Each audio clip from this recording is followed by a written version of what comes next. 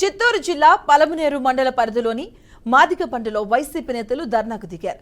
గ్రామంలో అక్రమంగా నడుపుతున్న క్వారీలను నిలిపివేయాలని డిమాండ్ చేశారు. వేరొకరి పేరుతో ఉన్న క్వారీని జనార్దన్ నాయుడు అనే వ్యక్తి అక్రమంగా లాక్కున్నాడని మండిపడ్డారు. జనార్దన్ నాయుడుపై వెంటనే చర్యలు తీసుకోవాలని కోరారు. అనంతరం మైన్స్ అధికారులకు వినతి పత్రాన్ని అందజేశారు.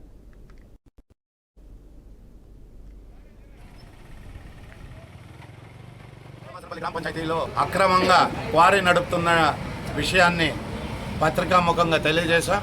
ఈ అక్రమంగా క్వారీ నడుపుతున్నది కేజీఎఫ్ దగ్గర గల దొడ్డ కంబలి అనే గ్రామానికి చెందినటువంటి జనార్దన్ నాయుడు అనే వ్యక్తి. ఈయన పైన ఎటువంటి అనుమతులు లేకపోయినా, అతని పేరిట లీజు లేకపోయినా కూడా గత 2 మాసాలుగా ఆయన అక్రమంగా మెటల్ని తరలిస్తున్నాడు. ఇప్పటికే దాదాపు 2000 నుంచి 3000 టిప్పర్ల లోడ్లు మెటల్ని ఇప్పటికే ఇతర రాష్ట్రాలకు తరలించినాడు.